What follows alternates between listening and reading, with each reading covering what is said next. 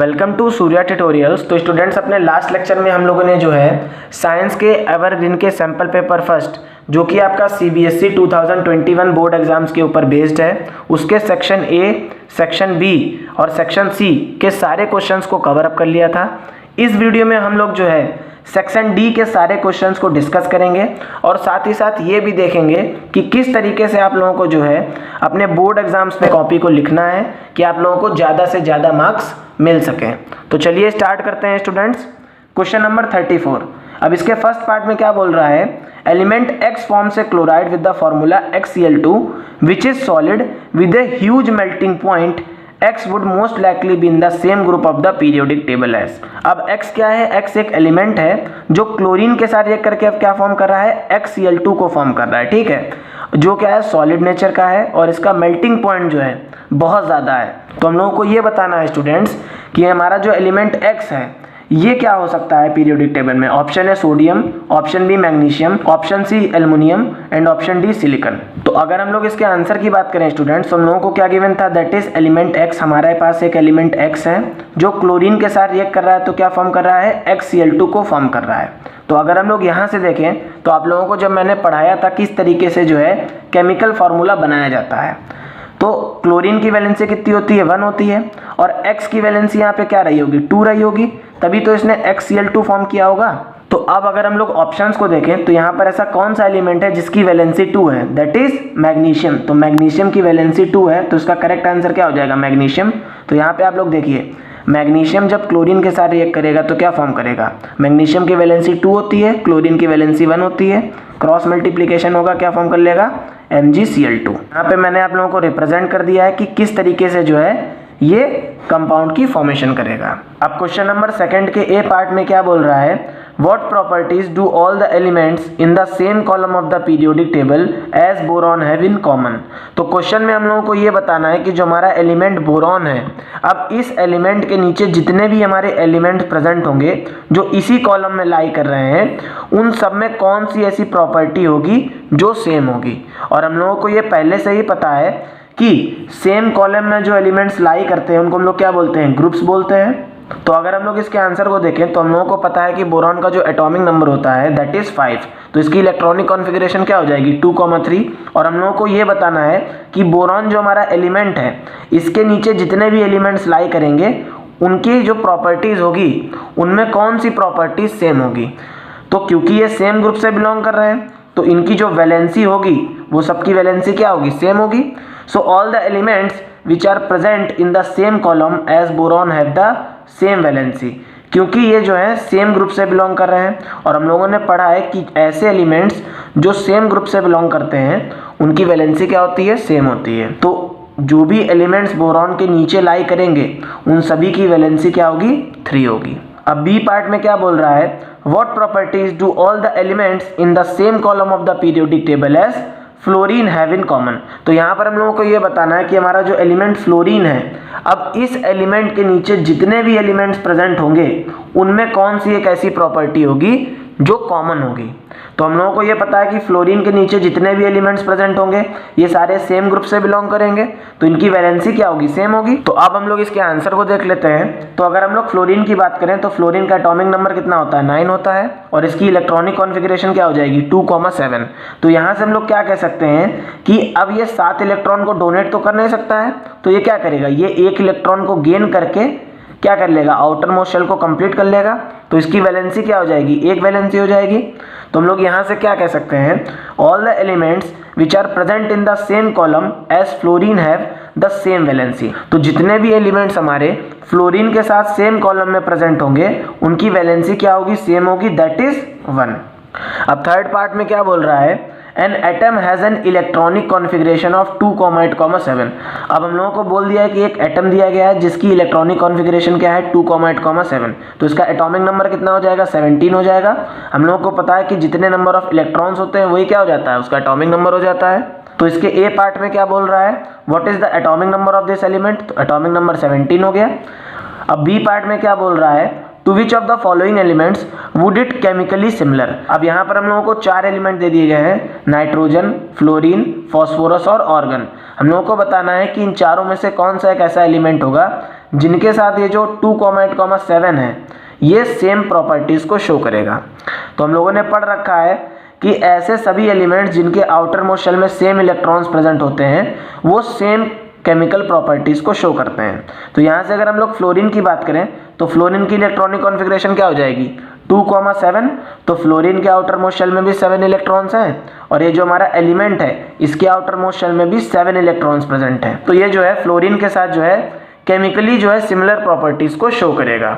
तो यहाँ से आप लोग इसके आंसर को भी देख सकते हैं कि इसका एटॉमिक नंबर क्या है 17। तो ये क्या हो जाएगा क्लोरीन हो जाएगा। हम लोगों को पता है कि 17 एटॉमिक नंबर किसका होता है क्लोरीन का होता है। तो यहाँ से आप लोग सेकंड पार्ट को भी देख लीजिए कि फ्लोरीन के आउटर मोस्ट शेल में कितने इलेक्ट्रॉन हैं 7 इलेक्ट्रॉन्स हैं और क्लोरीन के आउटर मोस्ट शेल में भी 7 इलेक्ट्रॉन्स हैं। और हम लोगों ने पढ़ा था पीरियोडिक क्लासिफिकेशन ऑफ एलिमेंट्स में कि ऐसे सभी एलिमेंट्स जिनकी आउटर मोस्ट शेल में सेम इलेक्ट्रॉन्स प्रेजेंट होते हैं वो हमारे क्या रखते हैं वो हमारे केमिकली जो है सिमिलर प्रॉपर्टीज को शो करते हैं क्योंकि वो सेम ग्रुप से बिलोंग करते हैं।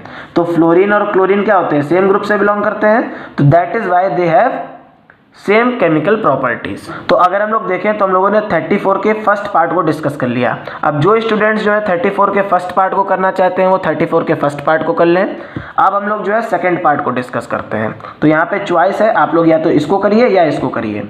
तो क्वेश्चन में क्या बोल रहा है which element has part A में बोल रहा है 2 shells both of which are completely filled with electrons. तो हम लोगों को एक ऐसे एलिमेंट का नेम बताना है जिसके पास सिर्फ 2 सेल्स हों और दोनों की दोनों सेल्स जो हों वो इलेक्ट्रॉन से कंप्लीटली फिल्ड हों। तो हम लोगों ने पढ़ रखा है कि हमारी जो के शेल होती है इसमें मैक्सिमम 2 इलेक्ट्रॉन प्रेजेंट होते हैं और हमारी जो एल सेल होती है इसमें मैक्सिमम 8 इलेक्ट्रॉन प्रेजेंट होते हैं।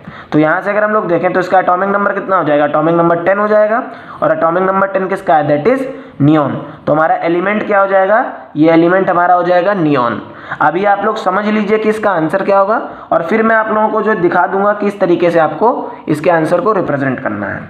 अब सेकंड पार्ट में क्या बोल रहा है which element has the electronic configuration of 2,8,2। तो इसका एटॉमिक नंबर यहाँ से क्या हो जाएगा 12 हो जाएगा और ये हमारा एलिमेंट क्या हो जाएगा मैग्नीशियम हो जाएगा दैट इज Mg। अब थर्ड पार्ट में क्या बोल रहा है which element has a total of 3 shells with 4 electrons in the valence cell। हम लोगों को एक ऐसे एलिमेंट का नेम बताना है जिसके पास 3 सेल्स प्रेजेंट हों दैट इज K, L और M।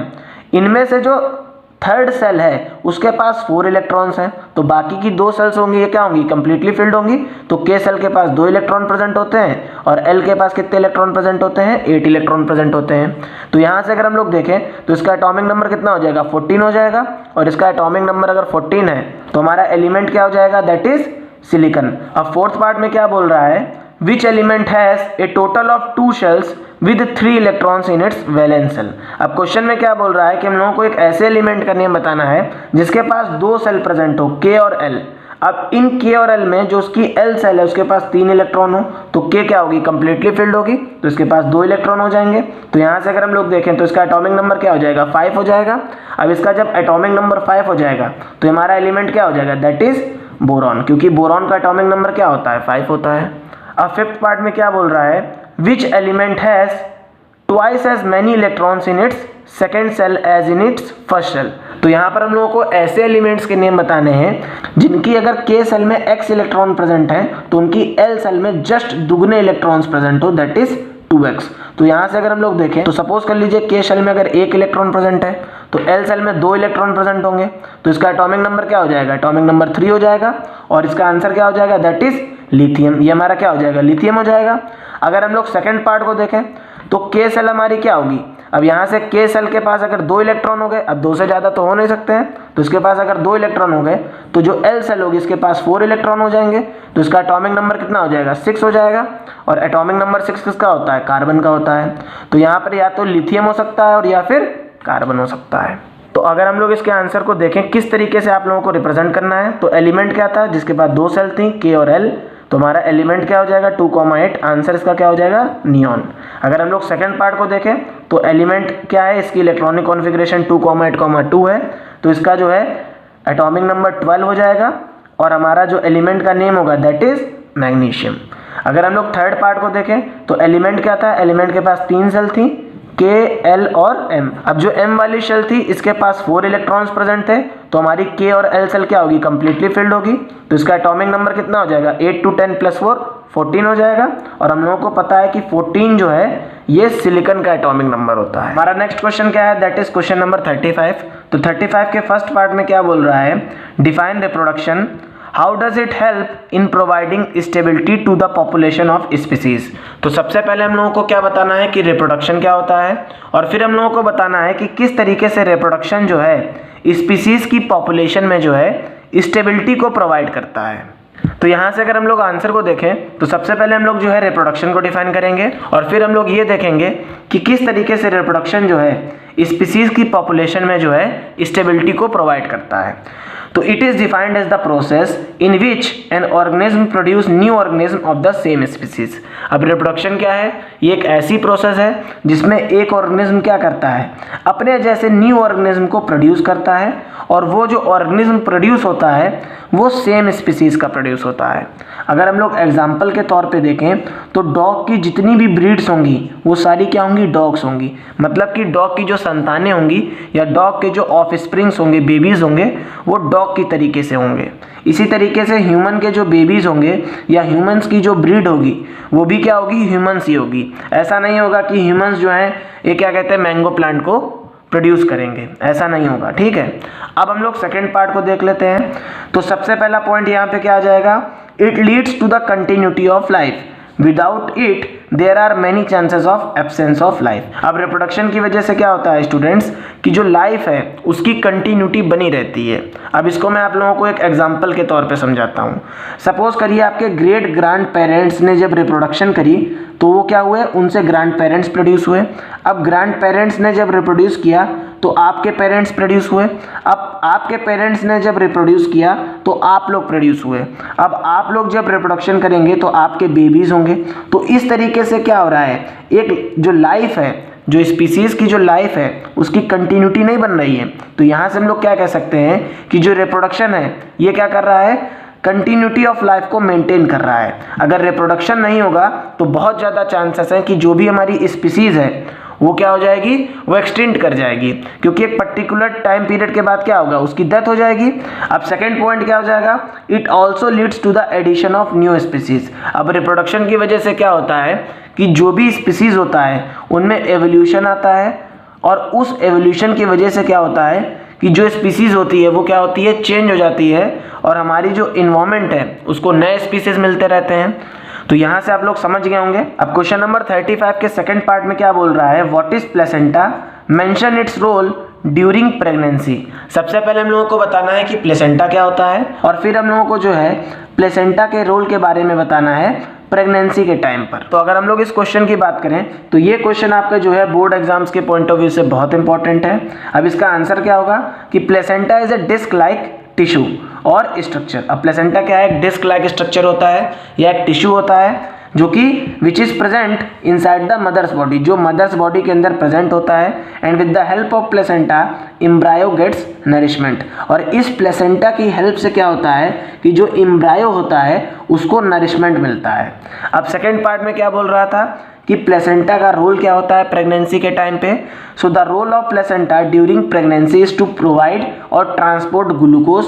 ये क्या करता है, ये एम्ब्रायो को ग्लूकोज प्रोवाइड करता है, ऑक्सीजन प्रोवाइड करता है, एंड अदर सब्सटेंसेस, और बहुत सारे सब्सटेंस को प्रोवाइड करता है with the help of umbilical cord. Umbilical cord की हेल्प से प्लेसेंटा क्या करता है, ग्लूकोज को प्रोवाइड करता है, ऑक्सीजन को प्रोवाइड करता है, और बहुत सारे न्यूट्रिएंट्स को प्रोवाइड करता है जो एम्ब्रायो को ज़रूरी होते हैं। ठीक है, और साथ ही साथ क्या होता है, गैसेस का भी कंटिन्यू एक्सचेंज चलता रहता है।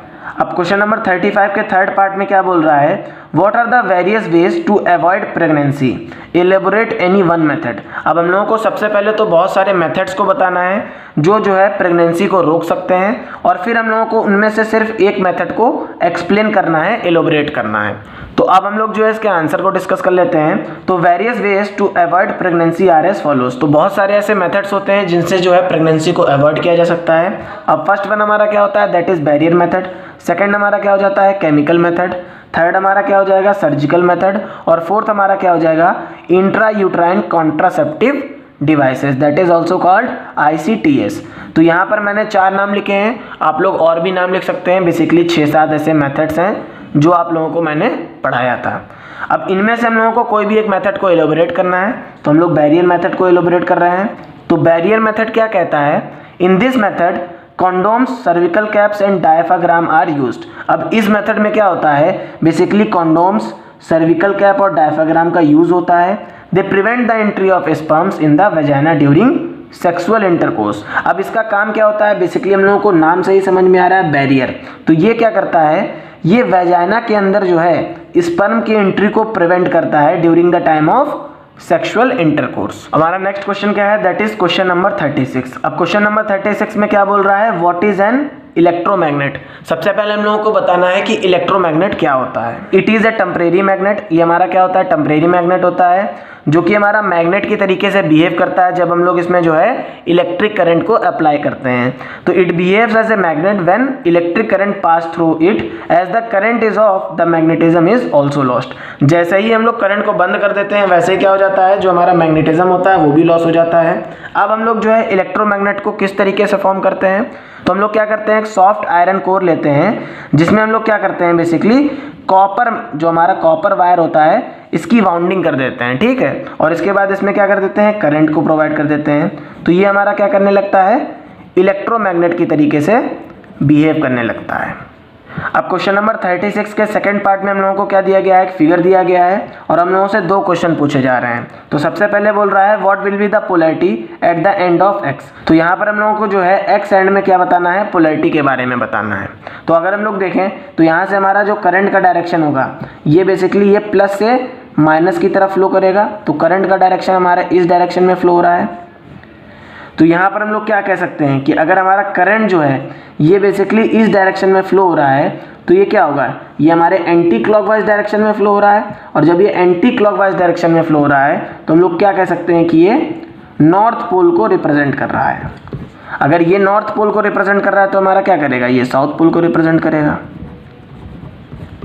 अब सेकेंड पार्ट में क्या बोल रहा है, suggest a way by which the strength of the electromagnet referred to in the question में भी इंक्रीज्ड। तो यहाँ पर हम लोगों को जो है एक ऐसा वे बताना है जिससे कि जो हमारा इलेक्ट्रोमैग्नेट है इसकी स्ट्रेंथ को बढ़ाया जा सके। तो यहाँ पे हम लोग क्या कह सकते हैं कि जो मैग्नेटिक फील्ड होगी या जो भी इसकी स्ट्रेंथ होगी वो डायरेक्टली जो है करंट के प्रोपोर्शनल होगी। जितना ज़्यादा करंट फ्लो करेगा उतना ही ज़्यादा क्या होगी, इसकी मैग्नेटिक फील्ड होगी।